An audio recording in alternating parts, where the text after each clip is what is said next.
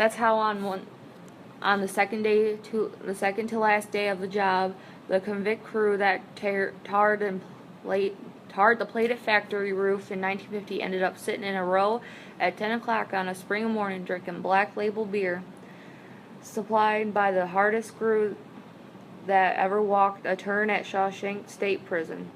The beer was warm, but it was still the best I ever had in my life.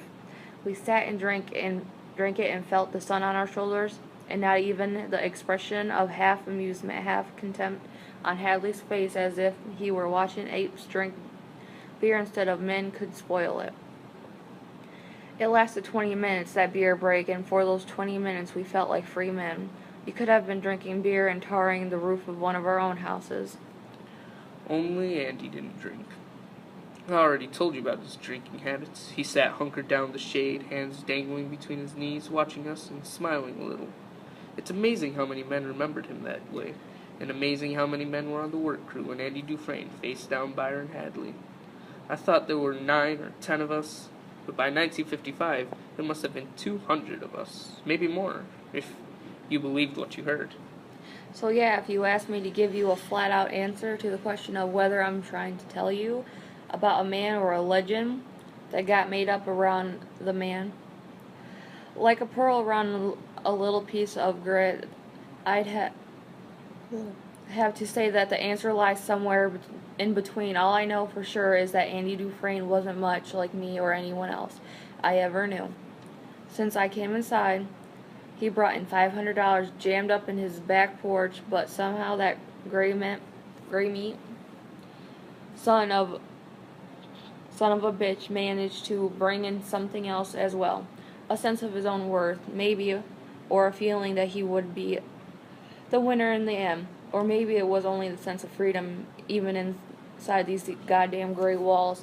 It was a kind of inner light he carried around with him. I only knew him to lose that light once, and that is also a part of the story.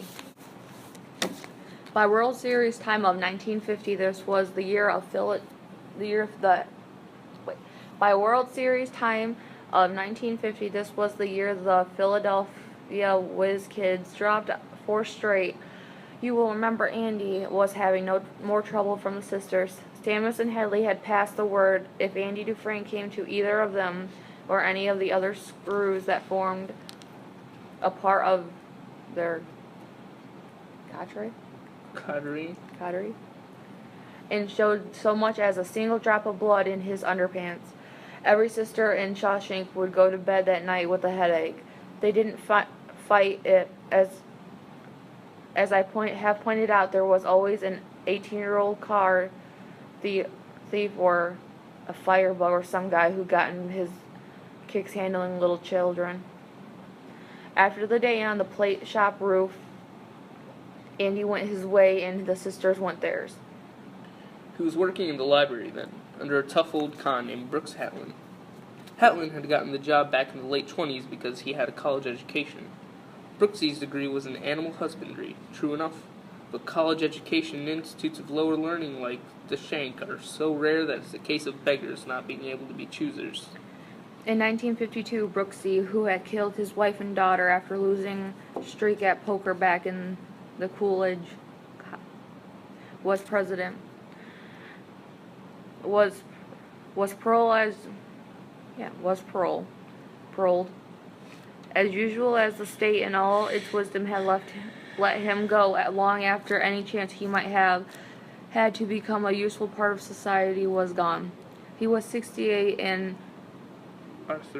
arthritic when he tottered out of the main gate in his polished shoe and his French shoes. His parole papers in one hand and a Greyhound bus ticket in the other. He was crying when he left. Shawshank was his whole world. What lay beyond its walls was as terrible to Brooks as the western seas had been to superstitious 15th century sailors. In prison, Brooksy had become a person of some importance. He was the librarian and educated man. If he went to the Kittery Library and asked for a job, they wouldn't even give him a library card. I heard he died in a home for Indigent.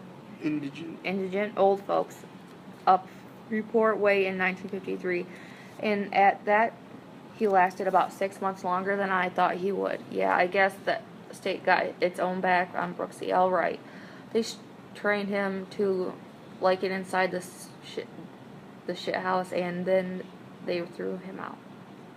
Andy succeeded to Brooksy's job, and he was librarian for 23 years.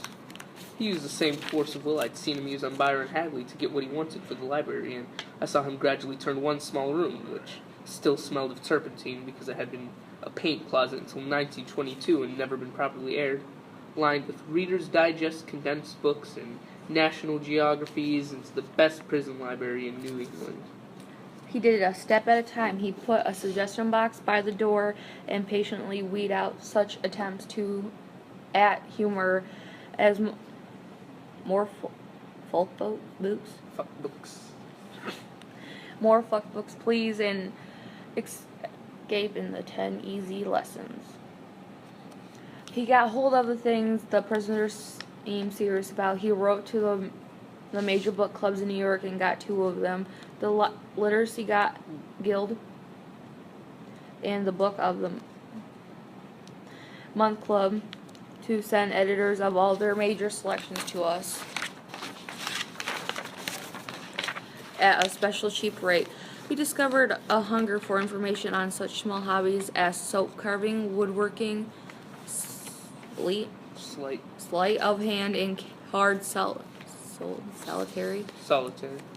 He got all the books he could on such subjects, and those 2 jailhouse staples, Ernie Stanley Gardner and Louis L'Amour. Cons never seemed to get enough of the courtroom or the open range. And yes, he did keep the box of fairly spicy paperbacks under the checkout desk, loaning them out carefully and making sure they always got back. Even so, each new acquisition of that type was quickly read to taters. He began to write to the state senate in Augusta in 1954. Stamos was warden by then, and he used to pretend Andy was some sort of mascot. He was always in the library shooting the bull with Andy, and sometimes he'd even throw a paternal arm around Andy's shoulder or give him a goose. He didn't fool anybody. Andy Dufresne was no one's mascot. He told Andy that maybe he'd been a banker on the outside, but that part of his life was receding rapidly into his past, and he had better get a hold on the facts of prison life. As far as that bunch of jumped-up Republican Rotarians in Augusta was concerned, there were only 3 viable expenditures of the taxpayers' money in the fields of prison and corrections. Number 1 was more walls, number 2 was more bars, and number 3 was more guards. As far as the state senate was concerned, Stamos explained, the folks in Thomaston and Shawshank and Pittsfield and South Portland were the scum of the earth. They were there to do hard time, and by God and Sonny Jesus, it was hard time they were going to do. And if there was a few weevils in the bread, wasn't that just too fucking bad? And he smiled his small, composed smile and asked Stamos what would happen to the block of concrete if a drop of water fell onto it once every year for 1,000,000 years. Stamos laughed and clapped Andy on the back. You got no 1,000,000 years, old horse. But if you did, I believe you would do it with the same little grin on your face. You go on and write your letters. I'll even mail them for you if you pay for the stamps. Which Andy did. And he had the last laugh, although Stamos and Hadley weren't around to see it. Andy's requests for library funds were routinely turned down until 1960, when he received a check for $200. The Senate probably appropriated it in hopes that he would shut up and go away. Vain hope. Andy felt that he had finally gotten one foot in the door, and he simply redoubled his efforts. 2 letters a week instead of 1. In 1962, he got $400, and for the rest of the decade, the library received $700 a year like clockwork. By 1971, that had risen to even 1,000.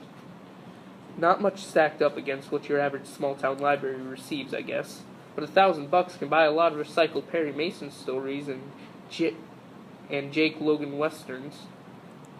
By the time Andy left, you could go into the library, expanded from its original paint locker to 3 rooms, and find just about anything you want.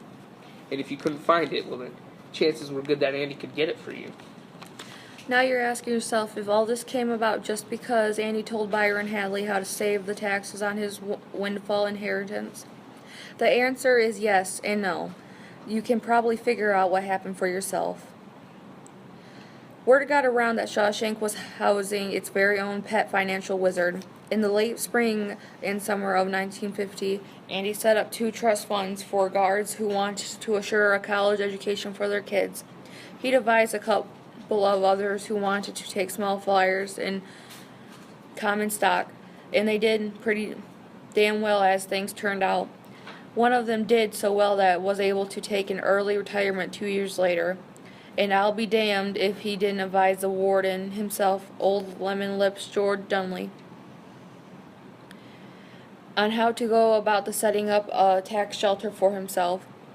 That was just before Dunley got the bum's rush, and I believe he must have been dreaming about all the millions his book was going to make him. By April of 1951, Andy was doing tax returns for half the screws at Shawshank.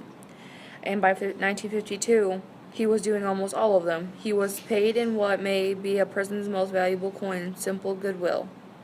Later on, after Greg Stamos took over the warden's office, Andy became even more important, but if I tried to tell you the specifics of just how, I'd be guessing. There are some things I know about, and others I can only guess at. I know that there were some prisoners who received all sorts of special considerations, radios in their cells, extraordinary visiting privileges, things like that, and there were people on the outside who were paying for them to have those privileges. Such people are known as angels by the prisoners. All at once, some fellow would be excused from working the plate shop on Saturday forenoons, and you'd know that fellow had an angel out there who'd coughed up a chunk of dough to make sure it happened. The way it usually works is that the angel will pay the bribe to some middle-level screw, and the screw will spread the grease both up and down the administrative ladder. Then there was the discount auto repair service that laid Warden, how do you say his name?